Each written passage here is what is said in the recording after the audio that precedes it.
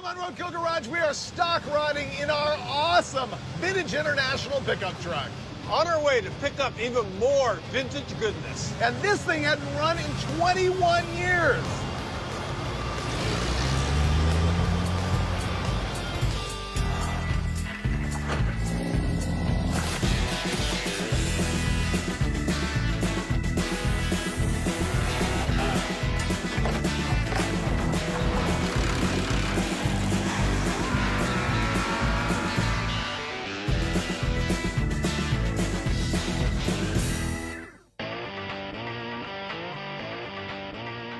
This episode of Roadkill Garage is going to have a very international flair because, yeah, we are back with our discovery of a 1966 International Harvester 1100 short bed pickup truck.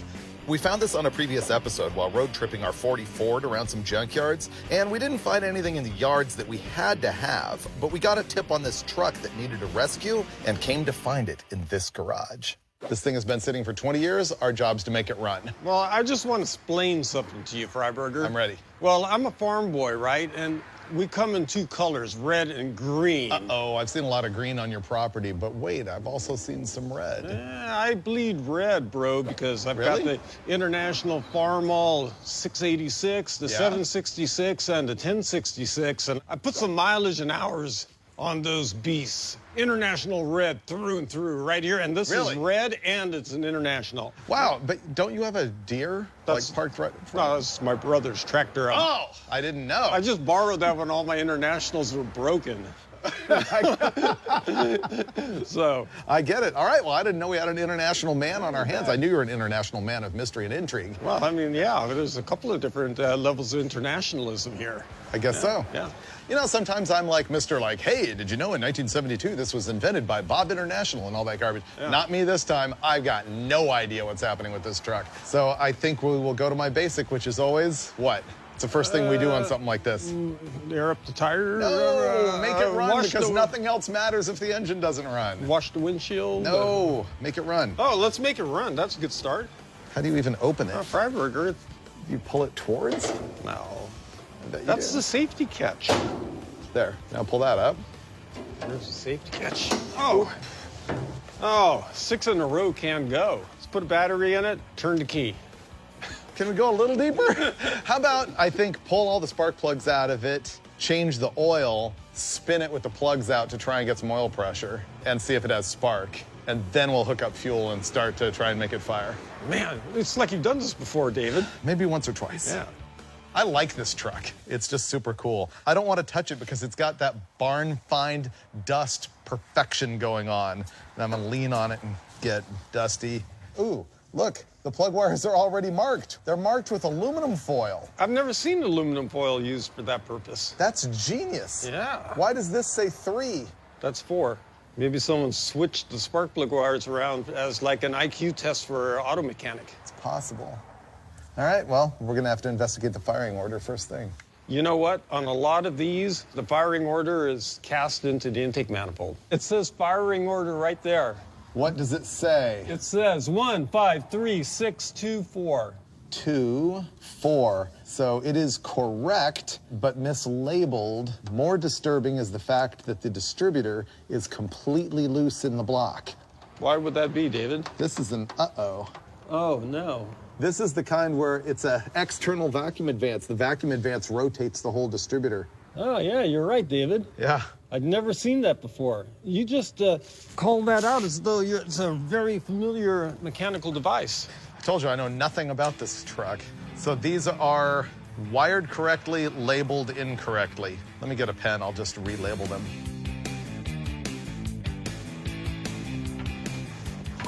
Steve, I've made a deduction. What? There's a sticker on the valve cover that advises me to the valve lash. That means it's a solid camshaft. Oh, you don't have to Google it? No. It says right here, 26 intake and exhaust, engine hot and idling. Wow, that's a lot of lash. That's a lot. All right, let's pull spark plugs.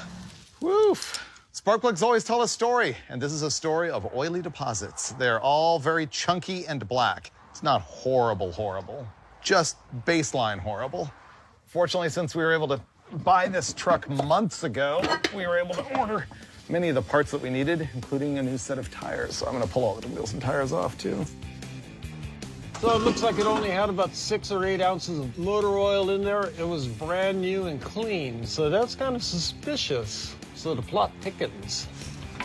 More mystery.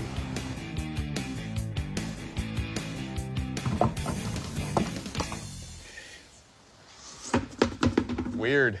That is a 12-inch drum, and it's like 1 3/4 wide. Funky stuff. First thing I'm noticing here is that it has 2-piece axle shafts. That means that the hub that the wheel actually bolts to is a separate manufactured item from the axle shaft, which is probably tapered. And the rear end seems to be some Hotchkiss drive unit. It's like 3/4-ton looking beef in the center section, and then half-ton bolt pattern. We're sort of discovering secrets of this thing as we go. First of all, I noticed this must be the original radiator because it has a very cool IH logo stamped on it right here. And then we also have a folder that includes the line setting ticket. I guess this is like the build sheet for the truck that shows all the different components that needed to be compiled on it, options or something like that. It was shipped to International Harvester Corp., Monterey Street, Fresno, California. So that's pretty cool. And then I'm also mid-text with Jeff from IH Parts America, and he sent me this photo that shows me that there is a pad on the side of the block here that's gonna tell me what the engine is. So we're gonna discover that right now. This engine is a BG241. I have no idea what that means, but that's what it is. Next, oil's going in the crank case. Notice we're using some oil that has a zinc additive in it because this thing is going to be an old flat type of camshaft, and hopefully it's not already flattened itself out. Nah, that'd be fine. Wouldn't you think an International would want like 10 gallons of oil? But the pan doesn't look that big. Let me see what the stick says. Right there. Well, that takes a lot of oil. The International, you know, as you might expect, it has a high capacity for oil. I would think so. Let it run down for a second. Steve, you didn't put the drain plug back in. I put it in. Really? Then Yeah. what's all this oil pouring directly on the ground from? I don't know. Ah! The oil pan is not bolted to this thing. Oh, it's dumping out the valve cover. Ah! That just made a huge mess. That's a disaster.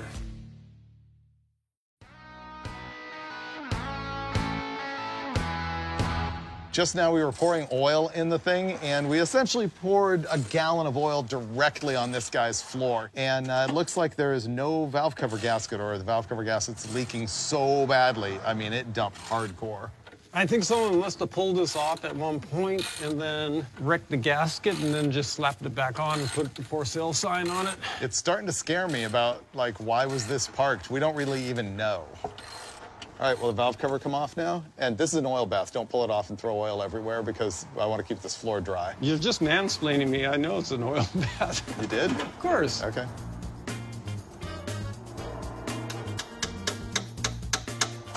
Now, will it clear the windshield wiper motor? No. Get out of there. Ah. I clearly see the problem. Yeah, the gasket is not in between the head and the valve cover anymore. Correct. That is a literal catastrophe, David. Uh-huh. What we have here is an oil bath air filter. Now, you don't see these anymore, but they were quite common from early days of automobiles, well into the 60s and perhaps even 70s and later in industrial applications. Now, I'm gonna open this up and I'm gonna reveal the actual oil bath. There we go. This one doesn't have the wire mesh, but you can see the air path kind of forces it going this way. Then it has to make an abrupt right-hand turn in there to get down the carburetor, but the dirt particles will go straight down into the oil bath, taking a bath of oil from which the dirt particle will never escape.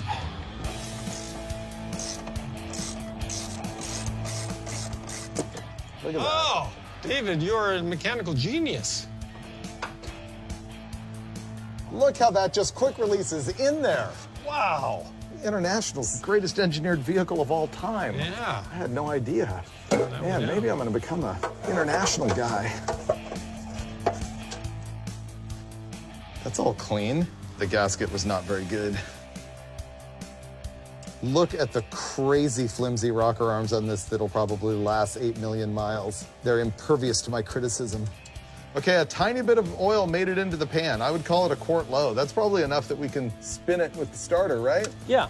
All right, Steve, put the battery in and spin it with the starter.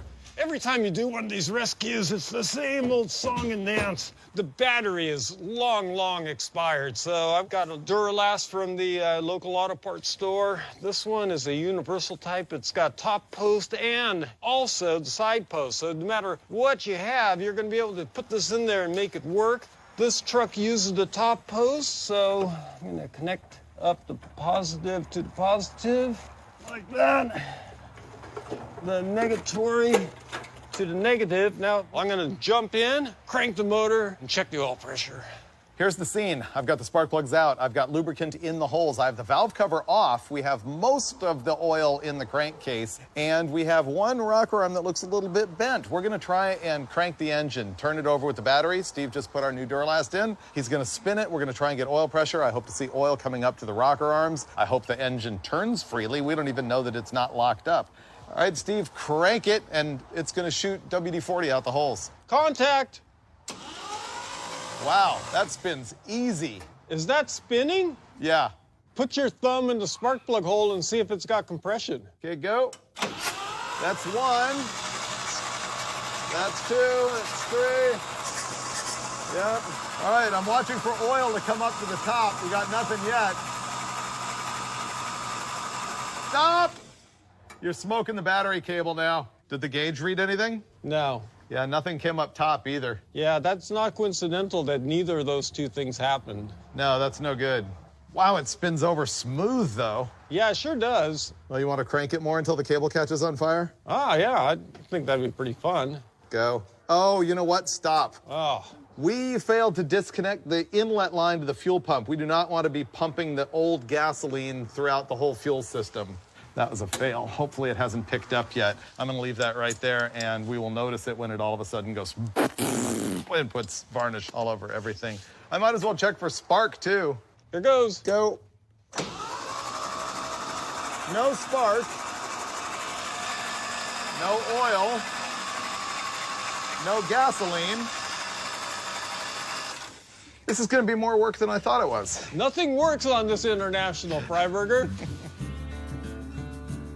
Okay, it's got 12 volts at the coil. All right, I'm trying to make the points work here. So what I'm gonna do is clean the ignition contact points with a little piece of sandpaper because they do seem pretty crummy. All right, that's probably about as clean as I can get them. Let me get this all back together now and set the gap on the points, sort of by eyeball. Try cranking it. Clear? Yep. Yep. Huge. Wow, that's killer spark. That's definitely a win, David. Yeah. Give me a... Ow! Now we could put spark plugs in it and the wires and the distributor cap and everything, obviously, and put some flammable item down the carburetor and make it go vroom. I like the idea. Okay.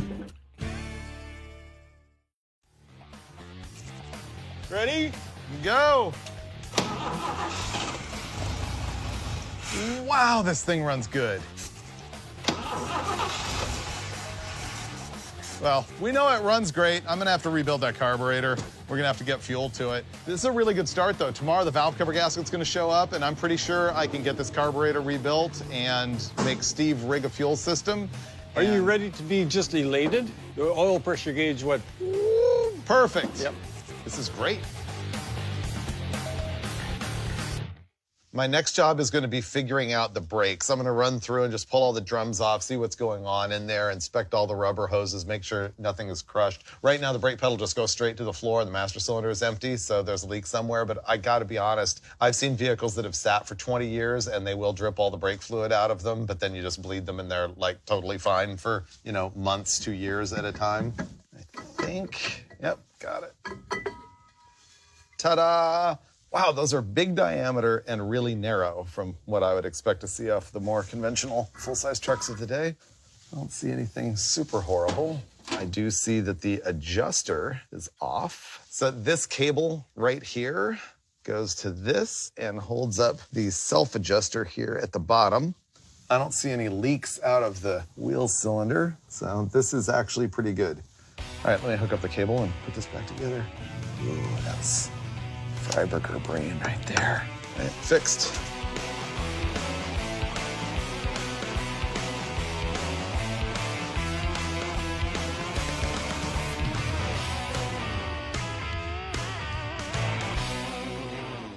You might think that this is a doctor's surgery, but you're being mistaken because this is actually a workbench where I'm going to dissect this carburetor, and then using these instructions in case I get stuck, and then it's printed front and back, I'm going to be able to take this kit of small parts and gaskets and renew the Holley one-barrel carburetor. So you could do this almost all with just nothing but an ordinary screwdriver, and if I need to, I'll go get a wrench. You can see right here, there's one throttle plate. That's why it's called a one-barrel carburetor. That's wide open throttle.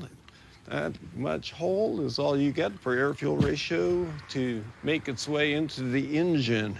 And you can see once you take that air cleaner adapter, which is not a real part of the carburetor, it's just specific to this model, you have a very compact and low-profile carburetor, which is one of the unique features of the Holley one-barrel carburetor. Aha! Cork gasket. But actually, it looks like it's in remarkably good condition.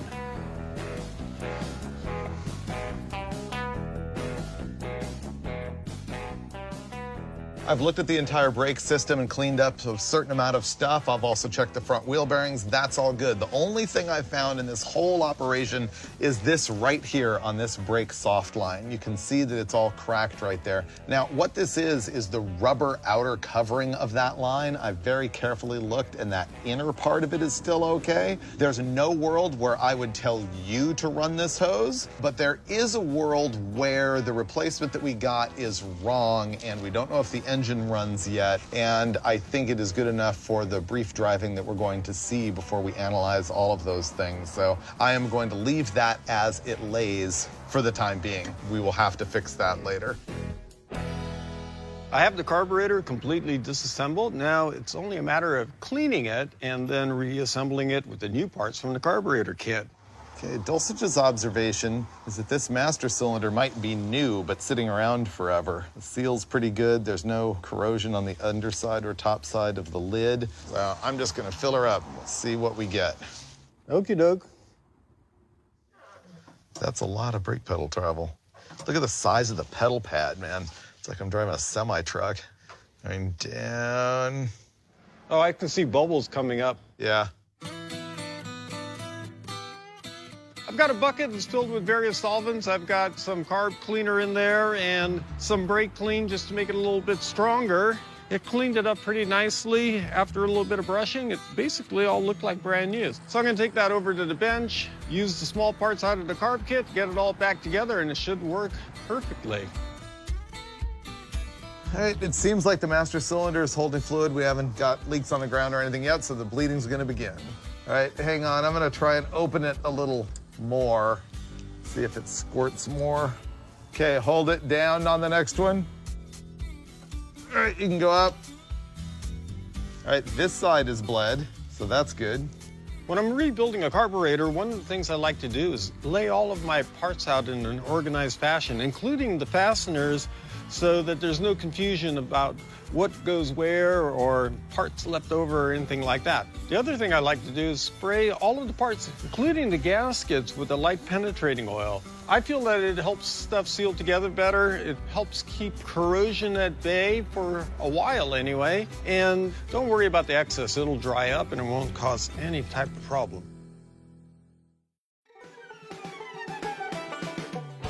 Happy face, brakes are bled! Woo! Yeah! No leaks. We're probably gonna use that take. All right, I'm putting the master cylinder back together, and then I'm moving on to the job of regasketing the valve cover. All right, I have scraped off and de-oiled and cleaned up the rail on the engine, and I have done the same to the valve cover, and now I am using some high-tack sealant to glue the cork valve cover gasket to the valve cover before I set it down on the engine. Remember that this valve cover leaked really badly earlier in the show when we tried to put oil in the engine because when the prior person installed it, one whole side of it had slipped inside. It wasn't sealing a bit. And so I'm trying to prevent the same thing from happening to me by using the raspberry jam here.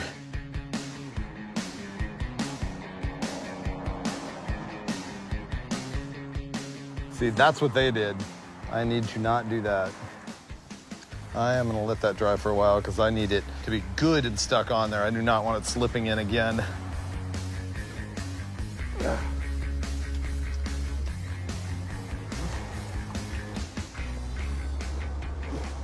That wasn't too empty, but I topped it off. I'm gonna go check the transmission now. I just learned the hard way that you gotta take the time to check these fluids. You can see it was leaking.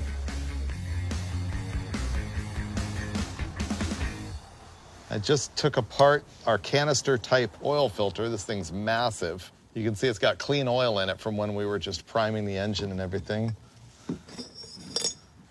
It looks like this thing just had a new filter put in it. It's weird. All throughout this truck, we're seeing fresh work, and yet it was parked forever.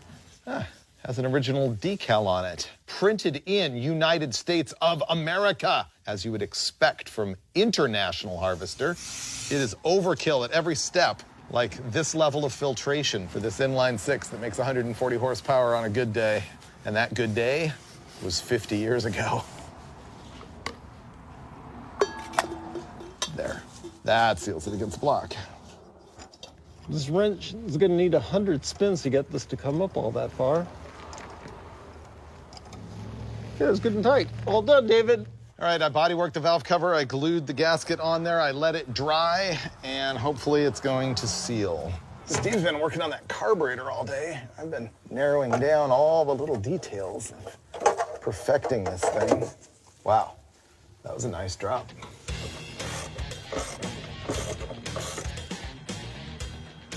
Well, that either works or it doesn't. I think it works. You did a fine job, David. What I'm doing is I'm going to drain the fuel out of the gas tank since it's probably old and varnished from setting a really long time. Setting is a colloquialism that means sitting for a long time, which would be the correct term. Oh! Can I take this gasoline home with me? I'm going to put it in my forklift. The question is, what's going to occur first? Is the gasoline going to drain from the tank, or will the bucket get full? These are the things you have to consider when you're draining a gas tank. All right, we're getting close. Wheels and tires going on. We got some brand new tires on it because the old ones were fairly well trashed. These are like the cheapest thing that we can find at summitracing.com. They're a 235/75/15. Really, this truck needs a way bigger tire. One of the problems with these is they have a huge wheel opening. I would have put like a 33/950 or something like that on it. Probably would have been cooler. But anyway, we just wanted to get by for now and not die on dry rotted tires. Right now we're at about 3/4 of a bucket and the gasoline is coming fast. I'm gonna try to put the plug back in. Oh man, I got it cross-threaded. Oh, there we go.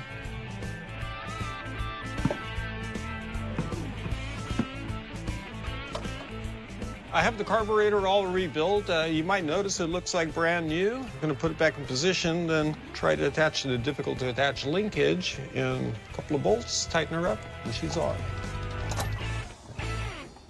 What I have in my hand here is a brand spanking new mechanical fuel pump. The old one is the old style, which has a glass bowl underneath, and when they fail, they're hard to replace with exactly the same unit. This is a retrofit. It's a more modern design, but it will bolt right in and function just like the original, and will have pumping gasoline.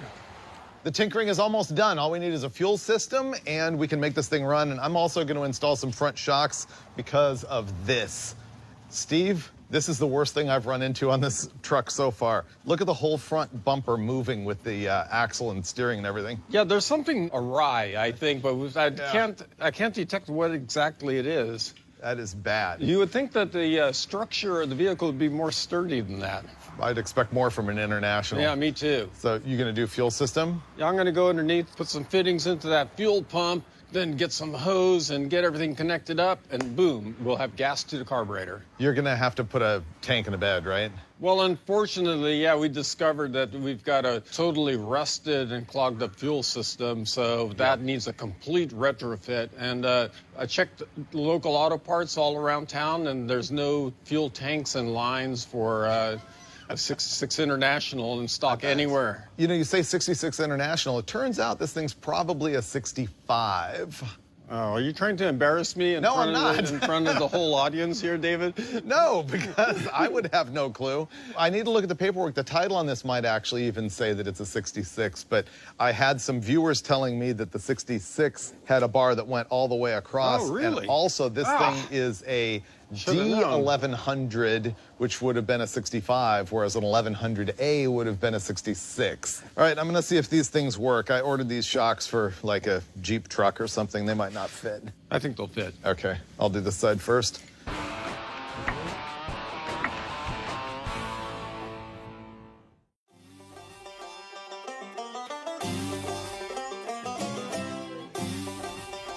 Oh, wow. The rivets in the frame that hold the upper shock mount are completely wallered out and all wobbly. By wallered, I mean the hole in the frame is this big and the rivet is this big, and so it's just dangling around. I wonder if that could be similar to what the problem is on the other side of the frame where I was showing you everything being all flexible and everything. That really needs to be welded. We don't have a welder here, so I'm just gonna throw the shock in, but this needs to be addressed.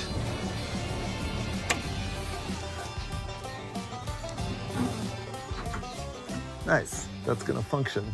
What I'm doing is I'm installing the fittings in the fuel pump, thereby we can connect up a piece of hose and then connect that to a fuel tank.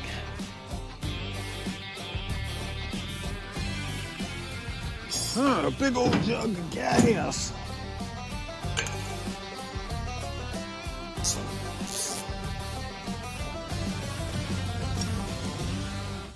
This is it. We've done nothing that a below-average mechanic couldn't have handled. Hey, caramba. Yeah. You gonna fire it up? Oh, yeah. I will juice it. Ready? Go. Nice. Keep her running. Go. Doesn't it sound like too much timing? No, I think it just kind of flooded. I think we should change the starting fluid. Open it. All right, that's a lot of ping sauce. Go. Yeah. Keep it running.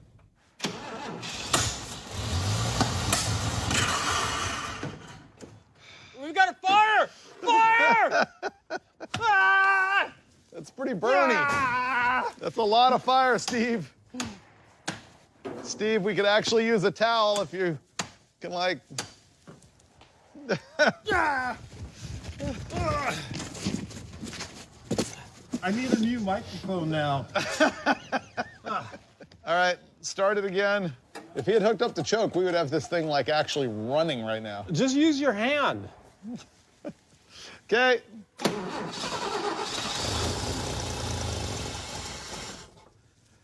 Why is the carburetor super hot? I don't know. Why would that happen? It's as though it was a volcano or something. The carburetor is like super... I'm gonna try to start it. It's on fire. Alrighty then, start it. Okay.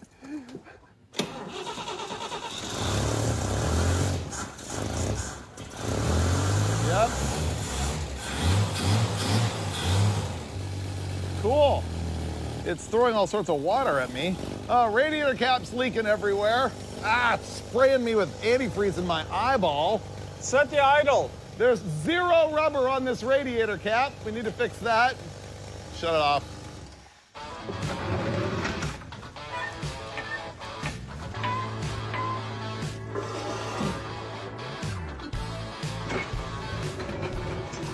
right, I stopped Steve because this radiator cap was spraying me in the face. This is super common, I find, on these old vehicle rescues.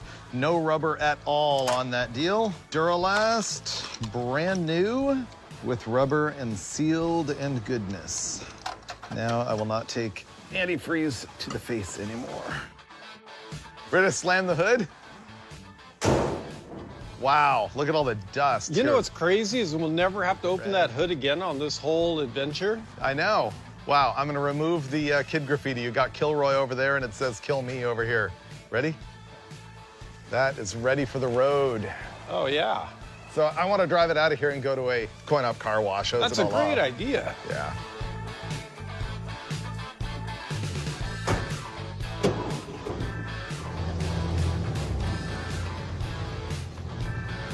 And that makes it official. How's the drive? Actually, it's crawling pretty good. Yeah. Wow, it looks like a bulbous whale the way the hood is shaped. Look at that. I love it. Let's see, stopping. Ah, Wow, stops stopped. great. Carpenter, you look right at home in this rig. I love this thing so far. Yeah. Just get behind that blue Camaro. All right, we're off.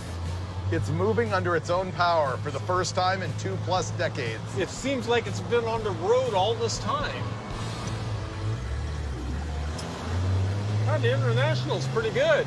So far, so great. 4th gear. Wow, we're using all the gears.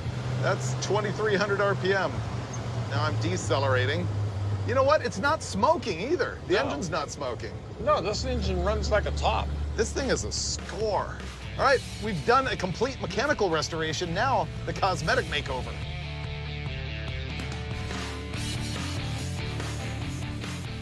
And now we clean. I gotta be really careful of the ignition on this, I think, but I wanna get dust off from under the hood.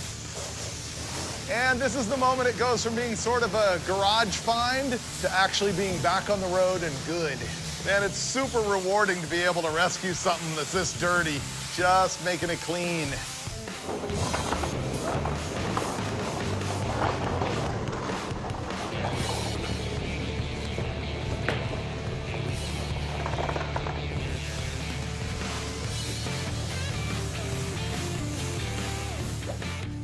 Oh my gosh, this thing is gorgeous, Freiberger. It's just beautiful. It really is. Wow. I mean, it's not going to be as shiny when it dries off, but it has a really, really nice look. Yeah, the red and white. Wow. I think it looks cool. I love our International now. I know, it's treated us really well so far. It looks so good.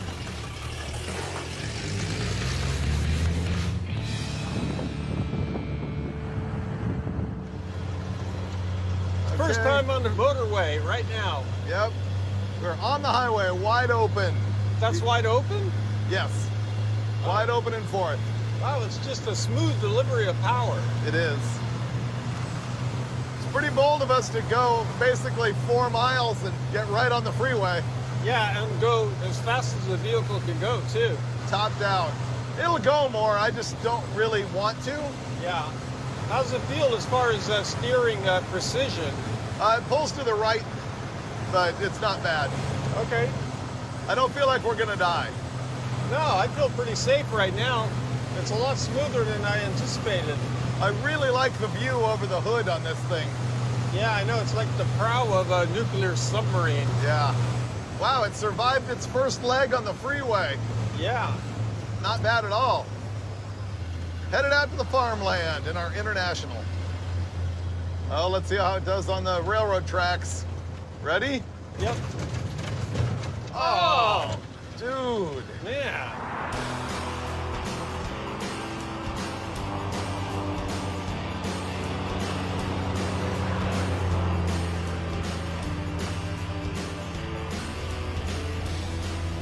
I'm in a good mood because I just cruised my pleasant 1965, maybe 1966 International Harvester pickup truck with its inline 6-cylinder, my 4-speed that just clacks into gear really pleasantly. It goes down the road like butter.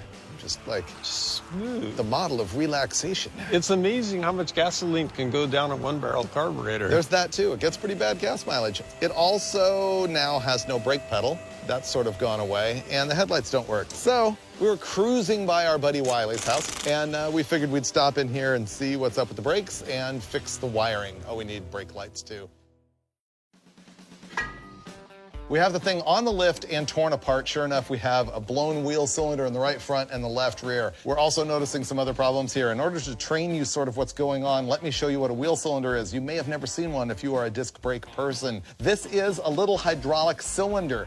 The master cylinder holds fluid. When you step on the pedal, it pushes fluid through the hard lines and in right here. This has a machined bore in here with 2 pistons. As the fluid moves, the pistons move out, and there's a couple little push rods that push like this and take the shoes and push them out towards the drum.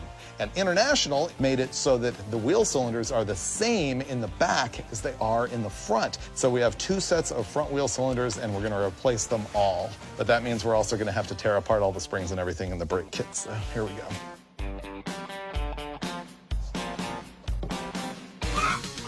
Got the brakes apart and had to get some stuff on order, but in the meantime, we noticed that Wiley had some mini bikes that needed to be ridden.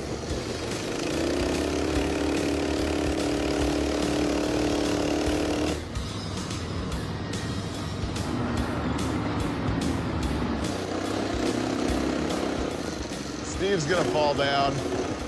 We're going to the hospital. 3, 2, whoa.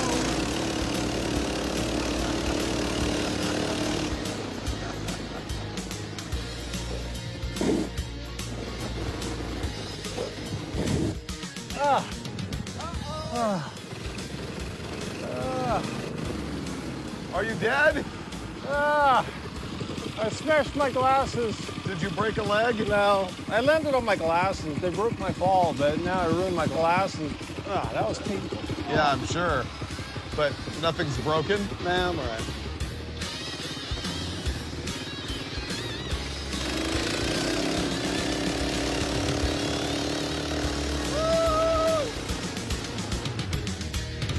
Well, that was fun. We sent Dulcich to the MASH unit here at the Wiley Stevens Motorsports campus. He's going to be okay. Meanwhile, I'm going to keep taking apart the rear brakes. We're still waiting for parts, but I can get these wheel cylinders out of here.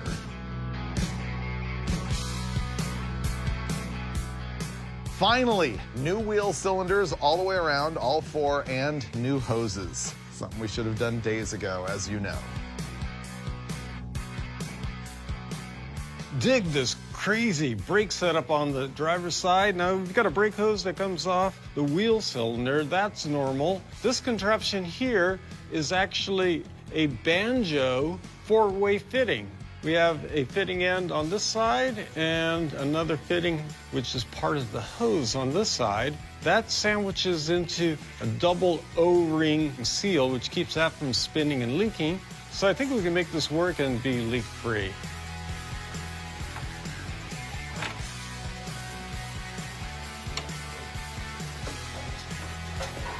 Okay.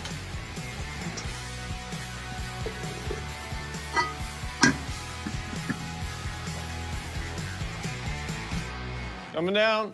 All the brakes are done. I'm gonna change the brake light switch, the brake pressure switch that'll trigger the brake lights. Because of the way it was, we had to completely rebuild the braking system, basically, and everything seems to be working and not leaking any longer. We even potentially fixed the brake lights. You want to try them, Freiberger? And brake lights. Well, we have one, and that's all you need to be legal, right? So I would consider that a win. Now, hit the road. We got one more big stop to make. Yep.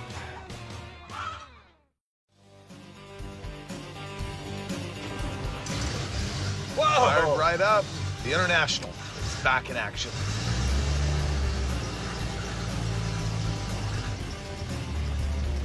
Huh, maybe the International is the best pickup.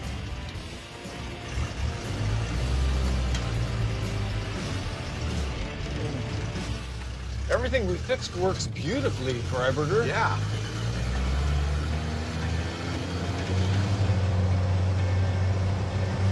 The throttle spring's a little too aggressive on the International. Oh, really? Yeah. Like, Yeah, it has some kind of weird spring arrangement. Yeah. It has some very simple engineering, and then it has other things that are like, what were they thinking? Like that octopus of brake fittings you were dealing with. Not very serviceable. Yeah. It's floored.